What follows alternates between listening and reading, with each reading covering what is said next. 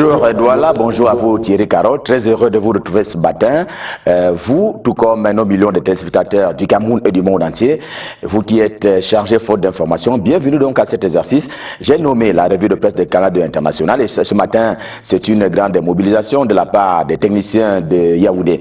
Et ce matin, comme traditionnellement d'ailleurs, nous allons lancer par le quotidien camerounais à capitaux publics. J'ai nommé Cameroun Tribune. Tu ne veux pas, tu vas m'épouser, ou plutôt que ce soit ta volonté ou pas, eh bien, tu seras candidat à l'élection présidentielle de 2018. Voilà un peu une posture clairement exprimée samedi dernier par le sultan roi de Bamoun, Ibrahim Mbombo Njoya. C'était naturellement à l'adresse de Paul Biya. Il faisait d'ailleurs partie des orateurs ayant participé activement au meeting de samedi dernier, un meeting qui visait les remerciements à l'adresse de Paul Biya, et c'était à Banganté dans la région de l'ouest du Cameroun, un meeting qui visait donc le merci de cette région et naturellement après la réélection de Marcel Nyandi Fendi dans l'une des chambres du Parlement camerounais, le Sénat, une mobilisation grandiose qui a donc été constatée, vous le voyez, par Cameroun Tribune, et qui rappelle au journal que les militants du Rassemblement démocratique du peuple camerounais, RDPC, ont depuis très longtemps compris que leur champion était l'homme de la situation.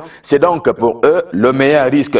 D'ailleurs, il en va de la région de l'ouest du Cameroun comme du département du Fundi, le département du Fundi dans la région du centre au Cameroun. Le quotidien L'Épervier en kiosque ce lundi reprend cet autre appel formulé également samedi dernier à la place des manifestations de la communauté urbaine de Yaoundé où plus de 20 000 personnes s'étaient donné rendez-vous selon le journal. L'autre mérite ayant été pour ce meeting d'avoir ravivé la flamme de l'intégration nationale avec l'onction des ministres Philippe Mbargamboa, André Mamafouda et Tundingwa, Séraphin Magloire Fouda et Gilbert Timévouna, qui est donc le délégué du gouvernement auprès de la communauté urbaine de Yaoundé, aussi chef de la délégation départementale permanente du RDPC pour le compte du département du Fundi. Et à propos du champion du RDPC, le Rassemblement démocratique du peuple camerounais, j'ai nommé Paul Biya, le journal L'Épervier encore ce matin se pose la question de savoir si Paul Biya n'est pas en Afrique le meilleur exemple de tolérance. Tolérance vis-à-vis de ses détracteurs, tolérance vis-à-vis de toute forme d'attaque qu'il subit. La réponse selon le journal ce matin, c'est naturellement oui, mais en ignorant ses détracteurs. Le quotidien Émergence, lui aussi en kiosque ce matin, c'est le journal de Magnus Biaga. Il se propose d'ailleurs d'établir qui sont ceux qui ne sont plus d'accord avec certaines élites politiques qui font donc partie du régime de Yaoundé. Il n'y a qu'à voir ceux qui ont donc boudé le meeting de Banganté, estime justement le journal, et c'était un signe de protestation tantôt à l'adresse de ceux qui incarnent le RDPC dans la région de l'ouest du Cameroun, le chef Banganté et même le maire de la même ville, qui étaient donc entre autres qui n'ont pas été aperçus à l'occasion de ces meetings de remerciements, naturellement à l'adresse de Paul Biya, et qui a été tenu de bonne loi par le président du Sénat, Marcel Nyandi Fendi. Sujet pas du tout antique au Rassemblement démocratique du peuple camerounais, c'est celui qui se rapporte d'ailleurs aux examens officiels. L'on apprend du journal ce matin qu'à partir de 2019, eh bien, les frais relatifs aux examens officiels au Cameroun ne vont plus se payer au sein des établissements scolaires, que cette affaire-là va désormais se passer au niveau de la campus. Comme ce changement notoire, la désignation des ministres au Cameroun par le président de la République relève de la gouvernance qui est d'ailleurs au cœur du journal Repère en kiosque ce lundi. Vous allez le voir, eh bien, selon une enquête qui a été menée par le journal, pour être ministre au Cameroun, Paul Biya vous fait suivre longtemps à l'avance, tantôt pendant des mois, tantôt pendant des années. Il faut aussi compter avec les recommandations et surtout un rôle on ne peut plus majeur du ministre secrétaire général de la présidence de la République.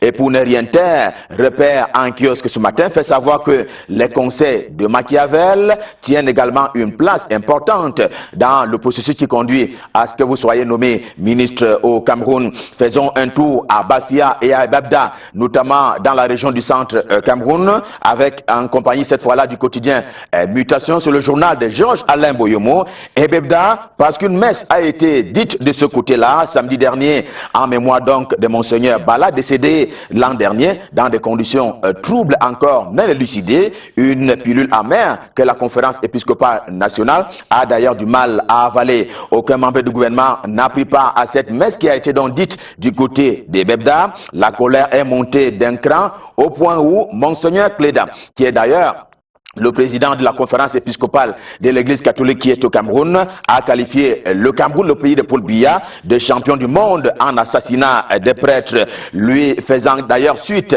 vous allez le voir, le président de la chambre des experts criminels du Cameroun, M.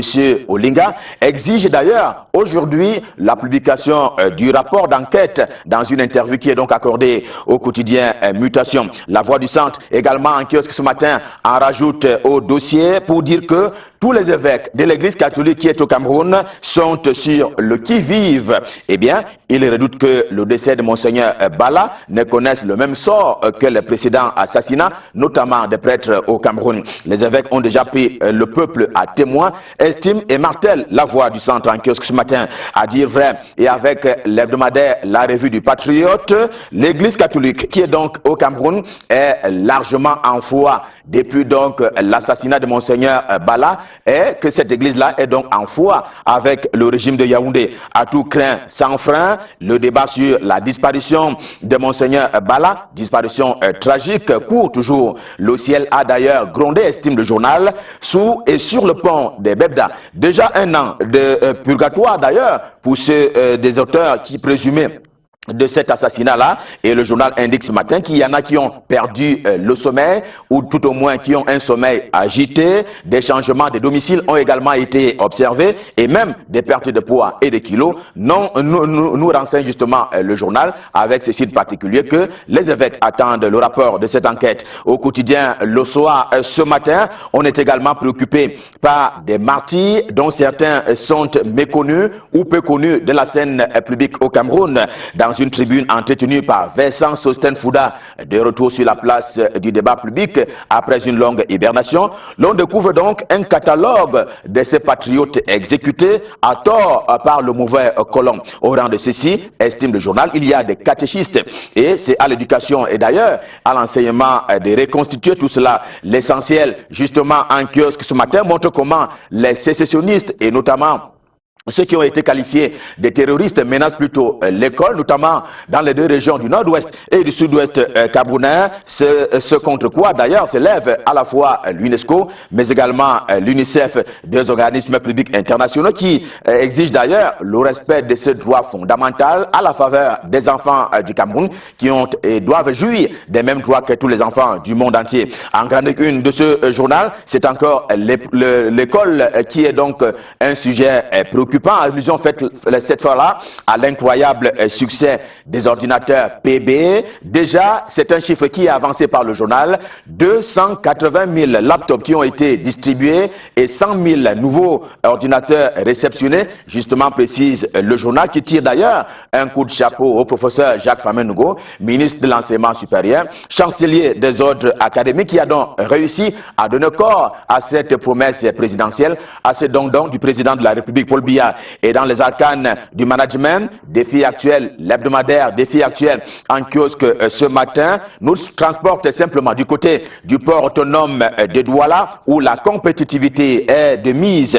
Nouvelle étape de la méthode Cyrus Ngor, estime le journal. Il y a donc la séparation à l'amiable avec les épaves. Près de 80 jongent actuellement la baie de Douala-Bonabéry, mettant ainsi en mal d'ailleurs l'attractivité du port autonome de Douala. Cela doit cesser d'ici peu, estime donc justement le directeur général du port autonome de Douala. Défi actuel dit également un mot sur la session parlementaire de juin, dont on sait qu'elle s'ouvre le 7 juin justement prochain, et ce sera une occasion pour députés et sénateurs, c'est-à-dire parlementaires de la Chambre basse et ceux de la Chambre haute, qui devraient donc tabler entre autres sur l'avenir des relations entre le Cameroun et l'Union européenne, mais non sans oublier la très bientôt Cannes. Ce sera en janvier 2019, ce sera naturellement au Cameroun. Que se passe-t-il à l'Institut de recherche agricole pour le développement? S'interroge pour sa part le Zénith en kiosque ce matin dans sa livraison donc de ce lundi. C'est une réponse qui est d'ailleurs formulée par le journal. Il y a là-bas l'expression de ras-le-bol de la part des employés de l'IRAD qui ont d'ailleurs adressé une lettre au ministre Grégoire Owona du Travail et de la Sécurité sociale. Ils revendiquent, comme hier à Elections Cameroun et l'ECAM, leurs avantages qui sont des avantages légaux tout à fait légitimes et est également ce sujet évoqué par le journal Greens Echoes, qui est donc spécialisé en les questions d'environnement et de la nature, à savoir le recyclage des emballages plastiques. L'information est qu'il y a une caravane qui court dans la cité capitale Yaoundé et naturellement, elle est la bienvenue pour le développement de la protection de l'environnement et de la nature dans la cité capitale, la capitale du Cameroun. Pas si éloignée de la nature, voici que le journal Mosaïque, lui aussi, un journal spécialisé en les questions à caractère culturel. Ce matin, le journal fait cas du Salon du Livre de Yaoundé. Les acteurs parlent donc de cette troisième édition qui s'est achevée le 13 mai dernier, on s'en souvient. Edmond Bala, Kamgi Alem, Amal Djali ou encore Eugène Eboudin. Tous s'accordent à dire qu'écrire, c'est naturellement se révéler à soi. Un mot sur le football et naturellement la Fédération camerounaise de football en ce lundi matin. Cela ne fait du mal d'ailleurs à personne et c'est avec le journal Investigation qui ignore les délais qui ont été fixés pour le 17 août prochain, s'agissant donc de l'élection du président de la Fédération camerounaise de football FECAFOOT, mais également d'un certain nombre de dirigeants au niveau régional. Eh bien, le journal Investigation en kiosque ce matin ignore ce sujet. Il focalise plutôt l'attention. Il met donc un accent plutôt sur la question des stades au Cameroun. Et pour le journal, Maître Hapi, qui est actuellement le président du comité de normalisation de la Fédération camerounaise de football, et que donc ce président a simplement plombé un projet visant le développement des infrastructures sportives et naturellement les infrastructures du football sur la place camerounaise. Et avec Investigation, stop fin pour la revue de presse Made in Yaoundé édition de ce lundi. C'était le premier rendez-vous de la semaine. Prenons un autre pour demain. Ce sera avec le même plaisir pour vous servir à partir de la cité capitale. Et d'ici à là, je souhaite à vous, millions de téléspectateurs du Cameroun et du monde entier, de rester toujours en compagnie des programmes de Canal International. Et avant le rendez-vous de demain, je repasse par Douala pour redonner le pouvoir à qui de droit. Naturellement, c'est pour la suite et la fin de Canal Matin. C'est à vous, Douala. Monsieur Ghislain Pierre-Sono, premier rendez-vous très apprécié par nos nombreux téléspectateurs à travers le monde. Le pouvoir est bien reçu entre les mains de bonnes personnes sur ce plateau. Il nous a retrouvé monsieur Michael Tipkio. Bonjour. Bonjour Thierry. Heureux de vous retrouver ce matin. C'est un plaisir également d'être là ce lundi matin. Je dis bonjour à tous ceux qui nous regardent aujourd'hui. Allez, tout de suite, nous allons démarrer cette revue de presse ici avec vous.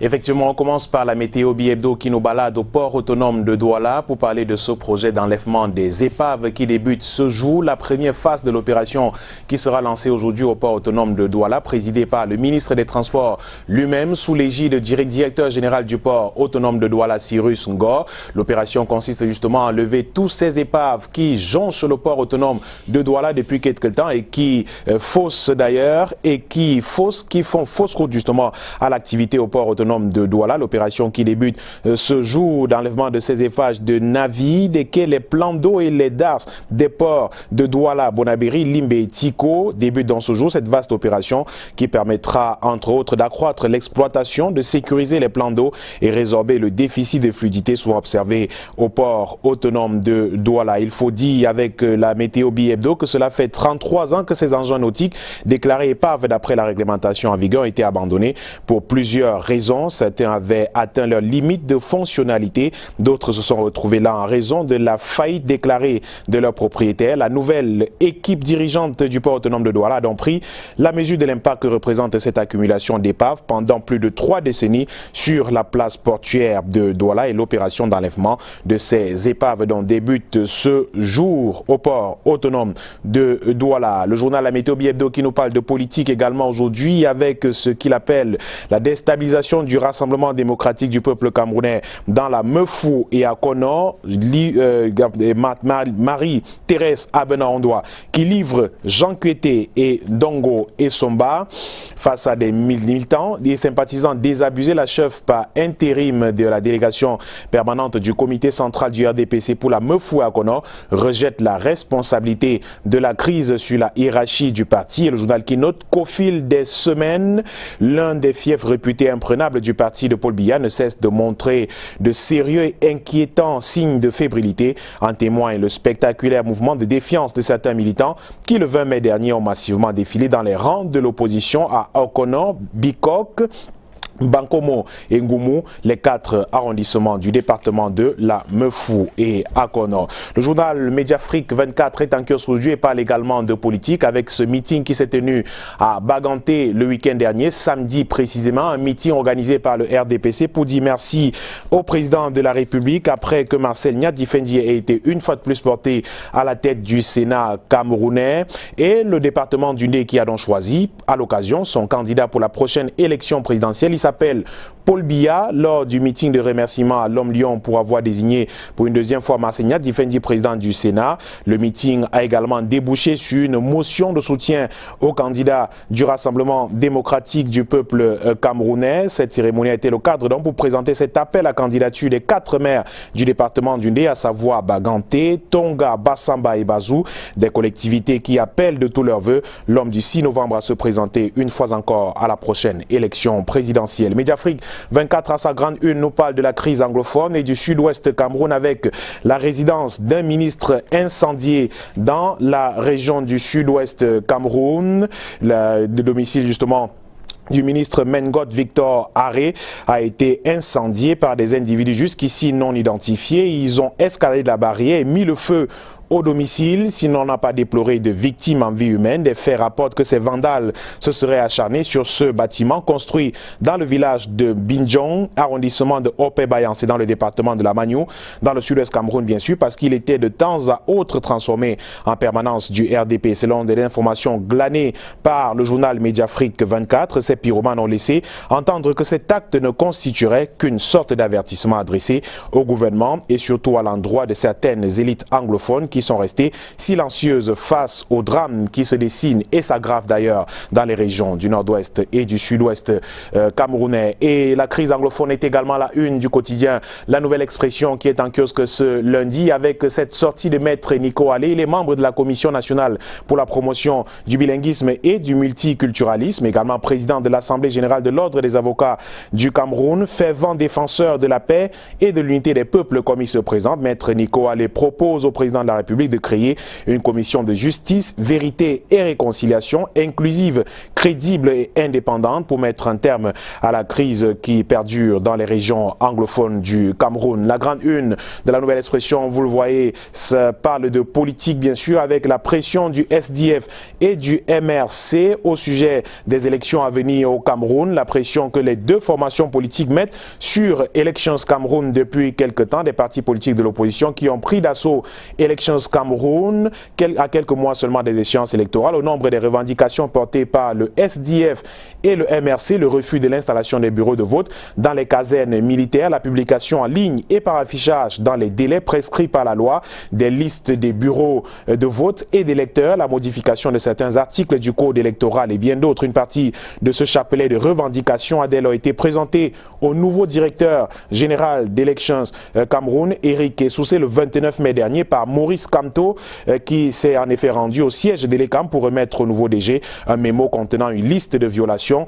dont s'est rendu coupable la structure au cours des différentes organisations de scrutin au Cameroun. Le dit document contient en outre des propositions d'amélioration, notamment du code électoral au Cameroun. Le journal nous parle d'une affaire rocambolesque et d'ailleurs inquiétante qui s'est produite à Bambouda, dans la région de l'Ouest Cameroun. Un présumé cannibale aux arrêts. Il a été retrouvé à côté du corps sans vie d'un adolescent. L'absence de certains organes, de la dépouille et la présence du sang dans la bouche de l'infortuné ont fait prospérer la thèse d'un acte de cannibalisme. Les détails de cette affaire s'étalent en page 2 du quotidien de Séverin Tchounk, La Nouvelle Expression en kiosque aujourd'hui. L'œil du Sahel également en kiosque, le tri-hebdomadaire régional du Nord Cameroun nous parle de cette promesse du président de la République. On le sait, en 2011, Paul Biya en campagne à Marois, dans l'extrême nord du Cameroun, promettait justement de faire construire plus de 3000 forages dans le grand nord du pays. Jusqu'ici, rien n'y fait et le journal L'Œil du Sahel s'appuie sur un conseil de cabinet qui s'est tenu à Yaoundé il y a quelques jours, le 31 mai dernier précisément, présidé par le Premier ministre chef du gouvernement. Et au cours de ce conseil de cabinet, on a longuement parlé des questions de production d'eau au Cameroun. On a parlé justement de la Camwater et de la production d'eau au Cameroun, l'énergie qui s'est à présenter sur des projets visant à augmenter la desserte en eau potable dans le pays, mais seulement force est de constater qu'une fois de plus, le projet de construction de ces 3000 forages dans le Grand Nord, promesse électorale faite par Paul Biya, alors en campagne à Marois dans la perspective de l'élection présidentielle de 2011, ne fait pas partie des priorités du gouvernement. Dans le communiqué sanctionnant dans ce conseil de cabinet, il n'est nulle part fait mention de la construction de ces 3000 forages dans le Nord Cameroun, et l'œil du Sahel de constater justement que le projet reste donc bloqué à 4 mois de la fin du mandat du président de la République.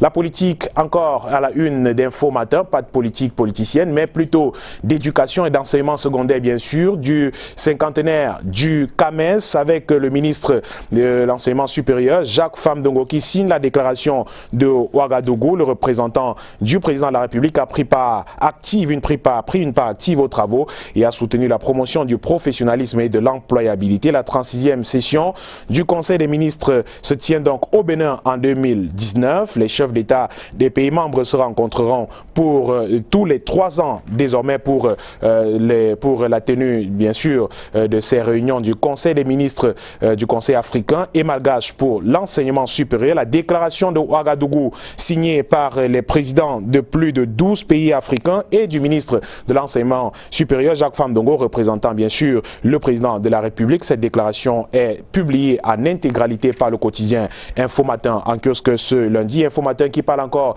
d'éducation à son pied de une et des enseignements secondaires, et Nalova Lyonga qui révolutionne la gestion des ressources humaines dans son département ministériel. La MINESEC et les opérateurs de transfert d'argent ont signé vendredi dernier à Yaoundé le mémorandum d'entente fondement du paiement des frais de scolarité des examens officiels par voie électronique dans notre pays. En croire les parties à l'entente constituent un gage de traçabilité et de visibilité sur les recettes dans les différents établissements, et la ministre de faire savoir qu'on dénombre en moyenne, on perd plus de 40 à 50 millions de francs CFA chaque année du fait de la gestion un tout petit peu tatillonne de ces frais d'examen dans notre pays, au-delà du souci de sécurité qui entoure cette initiative. Au MINESEC, l'on soutient que la réforme permettra de concentrer les enseignants au métier qu'ils ont appris. Les enseignants jadis impliqués dans le maniement de ces fonds pourront désormais donner plus de temps aux enseignements dans leurs différents établissements scolaires. Et la ministre Nalova Lyonga de lancer un appel aux enseignants qui ont déserté dans l'extrême nord du Cameroun. L'ultimatum du MINESEC aux enseignants de l'extrême nord, des procédures de révocation seront engagées à leur encontre s'ils ne rejoignent pas rapidement leur poste de travail, lance Nalova Lyonga à l'endroit de ces enseignants. La politique à la une de l'Indépendant, l'hebdomadaire et d'enquête, d'analyse et des sondages en kiosque. Aujourd'hui, nous parle de politique de la présidentielle 2018, le mandat de transition pour le président de la République, alors que plusieurs candidats se sont déjà présentés à cette élection présidentielle. Le chef de l'État est resté muet jusqu'ici. Rien n'est dit sur sa candidature, alors sa supposée candidature à la prochaine élection présidentielle dans notre pays. Paul Biya reste donc énigmatique, un redoutable coureur de fond, un calculateur froid qui joue autant sur les augures et les astres que sur ses grands talents de fin manœuvrier. À 85 balais, dont 35 à la magistrature suprême et 56 ans dans les hautes sphères de l'État, est-il, comme on le dit, dégoûté du pouvoir et prisonnier d'un clan résolu à défendre ses privilèges? Difficile à dire pour l'instant. Le bon sens militaire donc pour un septennat qui serait à coup sûr celui d'une transition pacifique pour éviter toute mauvaise surprise, écrit Max Panjo de l'Indépendant aujourd'hui, le journal qui présente justement ces différentes manœuvres préélectorales visibles d'ailleurs au Cameroun. Ce qui ne fait pas de doute, le président de la République sera bien sûr candidat à la prochaine élection présidentielle dans notre pays. Et en attendant d'y arriver, le Fundi est en ordre de bataille, lui qui a organisé, le département justement du Fundi qui a organisé un meeting samedi dernier à Yaoundé avec les 7 sections du RDPC du département du Fundi qui ont tenu à mobiliser la base. À l'ordre du jour, le refus de toute ingérence extérieure dans la vie politique nationale et le soutien inconditionnel à la candidature de Paul Biya à la présidentielle de 2018. Après les élites du Sud, les chefs Sawa, les élites de la Léki et le Fundi ne pouvaient donc se mettre en marge de ces soutiens intéressés à l'endroit du président de la République. Et l'Indépendant qui parle encore de tripatouillage de la solde de l'État et nous fait cas des ramifications insoupçonnées de la mafia. Une enquête sur les fractions d'une mafia cautionnée par des acteurs insoupçonnés au détriment des boucs émissaires qui paient actuellement les dégâts collatéraux. L'arrivée de Luc-Paul Motazé au ministère des Finances, marquée par le nettoyage des écuries d'Ogias, savamment entretenues autour de tripatouillages sur la solde de l'État, n'en finit pas de faire des vagues. Si 3 responsables du ministère des Finances et du ministère de la Communication, notamment, sont mis en cause dans ce scandale et ont été placés en détention préventive à la prison centrale de Koningui le 4 mai dernier, il faut s'attendre, écrit le journal, à avoir d'autres responsables éclaboussés dans cette mafia dont le préjudice causé aux finances publiques se situe à un peu plus de 13 milliards de francs CFA. Au tribunal, on parle avec Kalara, l'hebdomadaire du monde juridico-judiciaire Kalara, qui reparle de cette affaire de vrai faux mandat d'arrêt lancé contre Maître Jacksonier Kamga, le président de l'Ordre des avocats du Cameroun, le bâtonnier et 3 notaires victimes d'une enquête judiciaire clandestine, des magistrats dans la manœuvre. Les faits datent de plus de 20 ans. 2 Libanais parmi ces accusés. Le journal Kalara, qui revient de long en large sur cette affaire, nous parle de manipulation. C'est une affaire de cession des parts sociales d'une entreprise forestière qui rebondit plus de 20 ans après ses débuts. La succession d'un ancien actionnaire accuse Jacksonier Kamga d'escroquerie et de faux en écriture privée ou de commerce, en coaction avec presque tous les notaires intervenus dans la procédure, de même que les actionnaires d'origine libanaise. Les avocats du bâtonnier, qui n'a jamais été appelé à s'expliquer, dénoncent une campagne de dénigrement insensé orchestrée par des magistrats. Les détails de l'affaire à lire avec Christophe Bobiokono dans l'hebdomadaire Kalara en kiosque aujourd'hui. Le journal qui nous parle également de la cathédrale de Yaoundé, l'archidiocèse de Yaoundé, poursuivie pour 102 millions de francs CFA.